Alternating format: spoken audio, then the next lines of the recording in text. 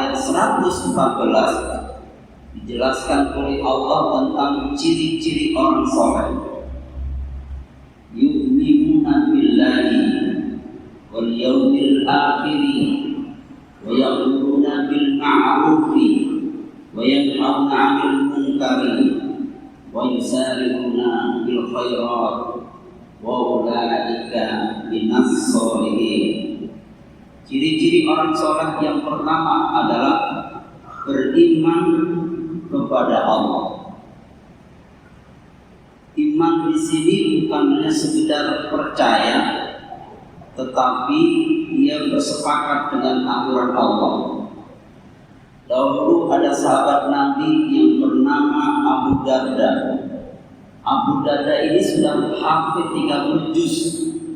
Lantas bertanya kepada Nabi, "Ya Rasulullah, mungkinkah orang mukmin itu berzina?"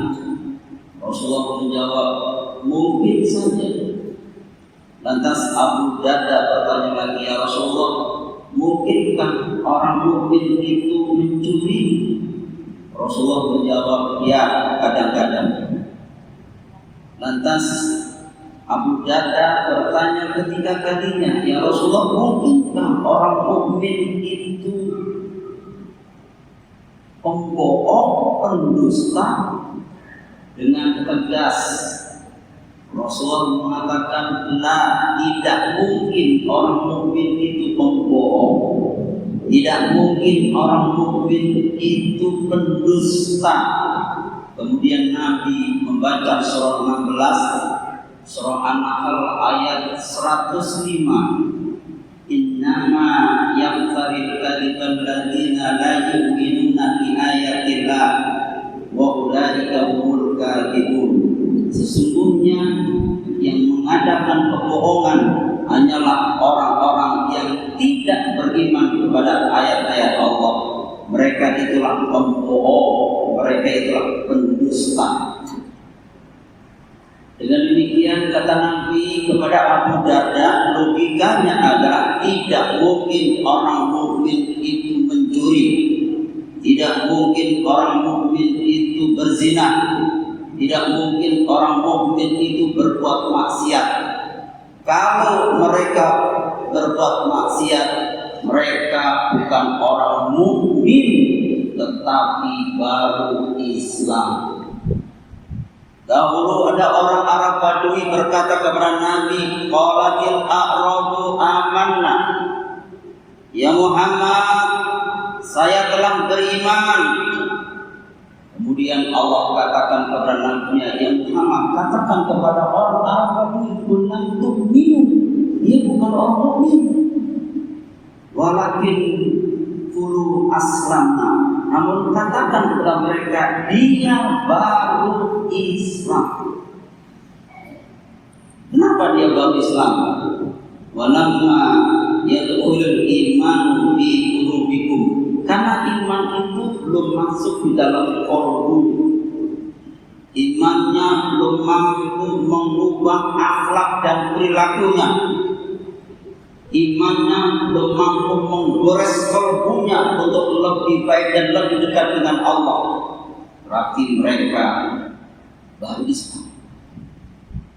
Jika ada saudara kita yang mengaku mukmin, tapi kerjaannya tetap manipulasi data, tetap dia menipu, tetap dia berbuat maksiat dan menzoliminya.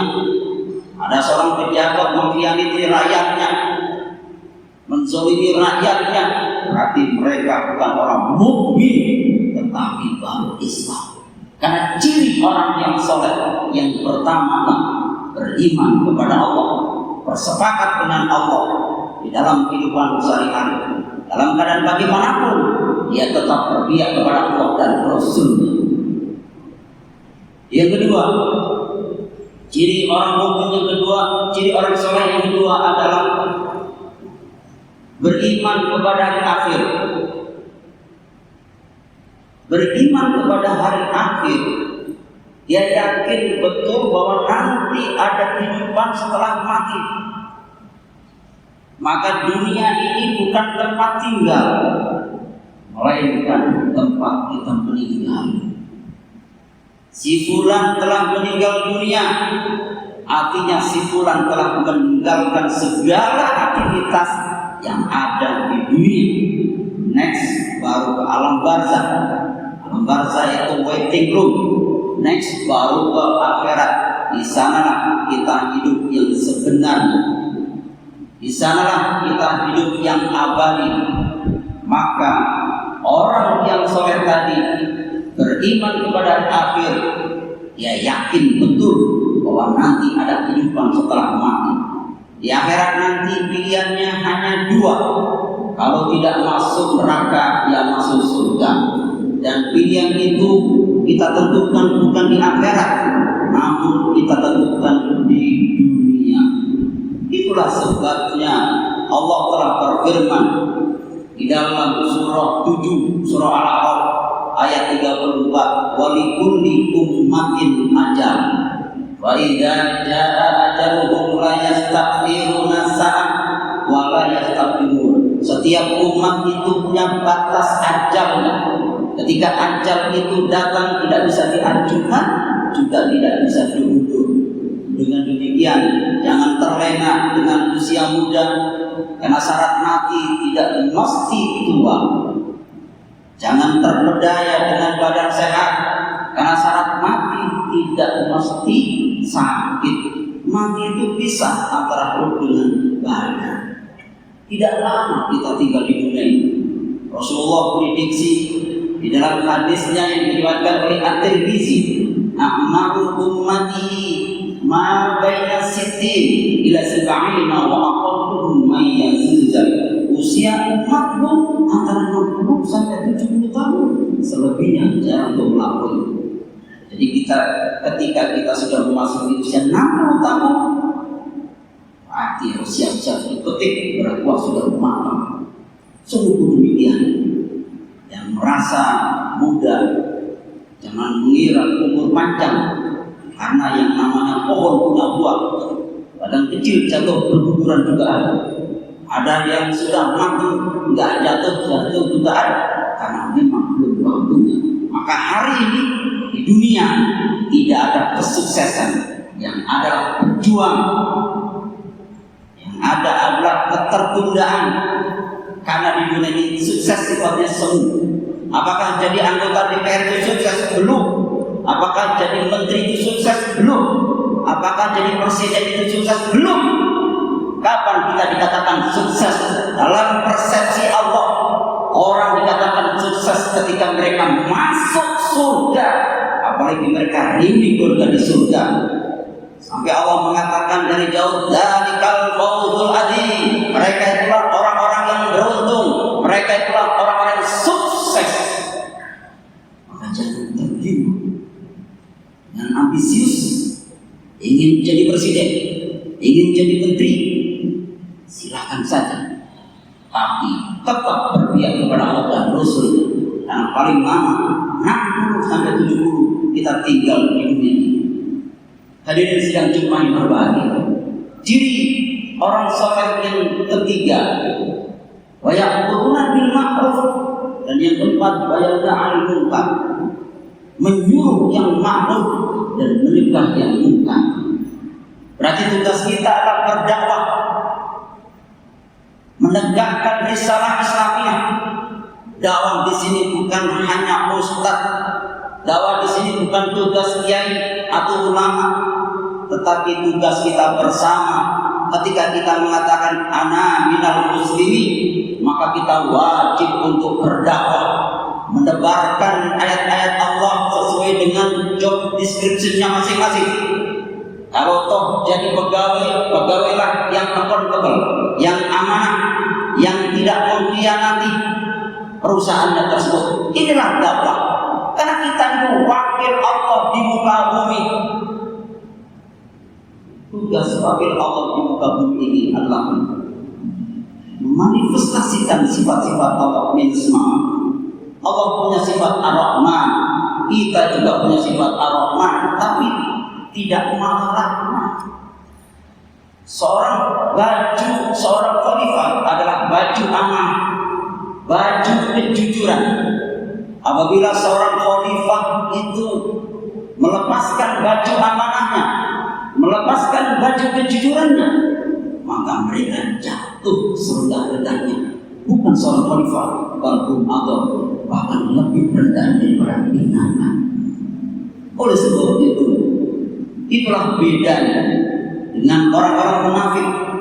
Orang-orang munafik itu pekerjaannya adalah Allah jelaskan dalam surah 9, surah At-Taubah ayat 67, menyuruh yang mungkar, mencegah yang ma'ruf. Itulah orang munafik. Dan dia pikir itu orang munafik. Kalau orang soleh, kalau kita semua ini sebagai seorang muslim, tugas kita menyuruh yang ma'ruf, mencegah yang mungkar. Tapi kalau orang munafik, menyuruh yang mungkar, mencegah yang ma'ruf. Makanya kalau ada ceramah menjelaskan tentang ayat-ayat Allah dengan benar, mereka katakan ustadznya itu radikalisme, ustadznya itu subversif, sehingga tidak perlu diadakan pengajian. Sementara dugem dibuka, sementara seksualisme dibuka, sementara bad party dibuka, sementara perzinaan dibuka, seolah-olah kalau toh judi disitulah tempatnya, kalau toh berzina disitulah tempatnya. Karena mereka adalah kaum munafik. Karena yang mungkar, mencegah yang itulah munafik. Makanya orang munafik itu neraka yang paling bawah. Sebelum dia bertobat kepada Allah sampai meninggal, ditempatkan oleh Allah ketika dia masuk neraka paling bawah. Begitu di dalam surah An-Nisa ayat 140. Dan ciri orang soleh yang kelima, dia bersegera berbuat kebaikan, bersegera untuk menanam benih-benih amal soleh, bersegera untuk menebarkan kasih sayang seantero dunia, untuk menegakkan risalah Islamiyah. Allah jelaskan di dalam surah 45 Al-Jasiyah ayat 15. Begitu juga surah Fussilat 41 ayat 46. Man 'amila sholihan falinafsih wa man asaa fa'alaiha. Barang siapa beramal soleh, amal soleh untuk dirinya sendiri. Barang siapa berbuat kejahatan juga untuk dirinya sendiri. Oleh sebab itu, ciri orang soleh yang kelima, dia segera untuk berbuat kebajikan. Siapa tahu ini duduk yang paling terakhir, siapa tahu ini pertemuan yang paling terakhir, kita juga tidak tahu. Maka orang yang soleh, ciri yang kelima, ya introspeksi diri, muhasabah di hadapan Allah, mohon ampun kepada Allah, bertobat untuk memperbaiki akhlak dan perilakunya, karena dia tidak tahu detik berikutnya apa yang terjadi. Dengan demikian kata Allah, ulaika minas sholihin, mereka itulah orang-orang yang soleh. Oleh sebab itu detik ini jadilah pegawai yang soleh sehingga tidak manipulasi data. Jadilah pejabat yang soleh sehingga tidak mengkhianati rakyatnya, tidak korupsi. Jadilah seorang menteri yang soleh sehingga amanah kepada rakyatnya. Jadilah presiden yang soleh sehingga makmur negara dan damai. Apabila negara ini dipimpin oleh orang-orang yang soleh. Dan hari ini kita bisa menjadi suami yang soleh, melindungi istri dan anak. Kita yakin pasti bisa menjadi orang-orang soleh.